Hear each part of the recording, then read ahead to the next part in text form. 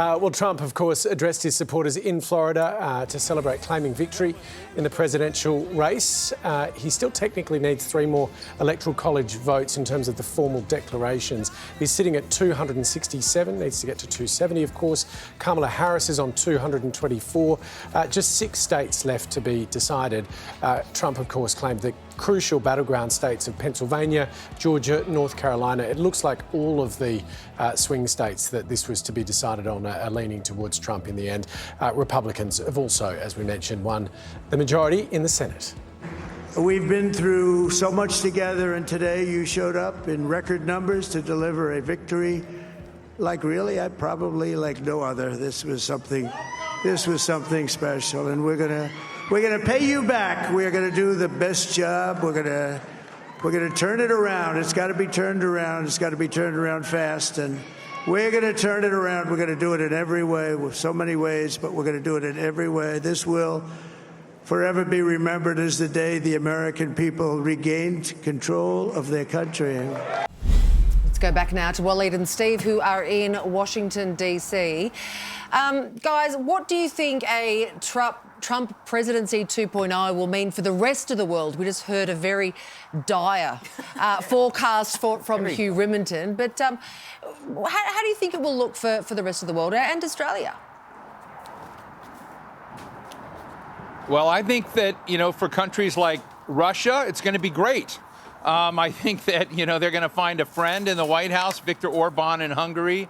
I mean, we know that Donald Trump sees the world differently. He's got a different North Star than a lot of the conventional national security and foreign policy people out there. I think a lot of folks in the transatlantic relationship, and I'd even say Australia and Japan and New Zealand, our friends and allies, are going to realize that the cost of being an ally with Donald Trump is going to go up, because we're going to offer protection for our allies, but they're going to have to pay more for it, and that's going to be a bit of a shock. But the biggest thing, I think, is Donald Trump is about America. It's about shoring up America, focusing on America, and he has a lot of followers who don't think being involved in the world pays off for them, that somehow they fought the Cold War and China won.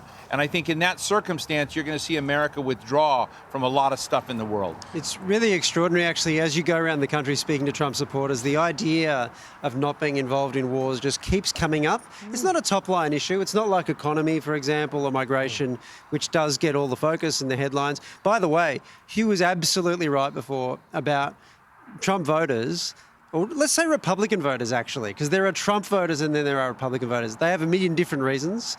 And that's why it's such a hard thing just to pin one explanation on. But the idea of retreating from the world, actually a traditional George Washingtonian formulation of not getting involved in foreign entanglements, is definitely a part of his appeal. I spoke to Trump supporters who were saying the Ukraine war will be over in November if he gets elected. And the question, of course, Hugh raises is how that would be the case. But I want to ask you specifically about Israel and Gaza now, because I don't know if you clocked this in the Maelstrom guys, but in Dearborn, huge Arab and Muslim population, we covered that story. Trump polled 47%, Kamala 27%, Jill Stein 21%. Wow.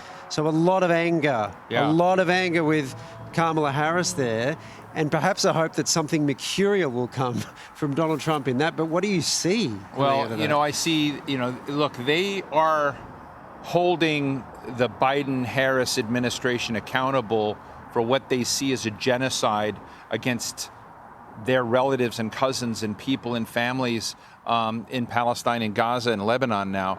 And I think they look, for whatever reason, as Donald Trump is the antithesis of that. I don't know why, because it's not. But I think Donald Trump may not ship 2,000-pound bombs or, provide as much armament. I'm not sure of that he would, cut off Israel by any means. But Donald Trump doesn't want to be involved in wars. I think that's right. I think he is a bit of a neo-isolationist in a way. And I think that, but I also know that he was caught on tape basically, telling, Bibi Netanyahu in Israel, do what you need to do, get it done.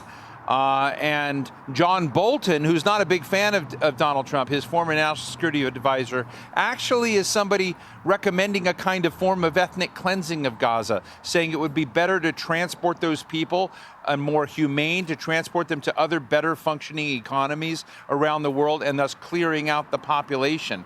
And that's somebody that used to be very close to Donald Trump. So we don't know where he'll come out on it, but I don't think he's going to necessarily be a pleasant alternative to Bush, to Biden and Kamala Harris. And the thing with Trump, the thing that makes this so difficult is for every statement he makes, there's another statement that's reported somewhere by someone that he said to something. So it's very, very hard to read. The other aspect of the international scene, of course, is the economic one. Tariffs, big part of it. We should point out, he speaks about tariffs on China particularly, but his plan is for tariffs really on everyone, and that would include Australia. So there is potential harm coming to Australia if that were to play out in a certain way. Do you think this is actually going to be delivered? Is this the economics that we will see as opposed to the stump speech? I think there's no doubt that the biggest feature, the part of the global economic topography that will change is that we're going to have lots of tariffs, and he's going to use them as negotiating leverage to get good deals for America. All right, we've got to make a deal with Donald with tariffs somehow. I don't know what that looks like. Steve will sort me out during the break, and then we'll pass it on to Albo. But in the meantime, back to you guys. I think he's got a book on that, The Art of the Deal. You need to give it a bit of a flick through, Waleed.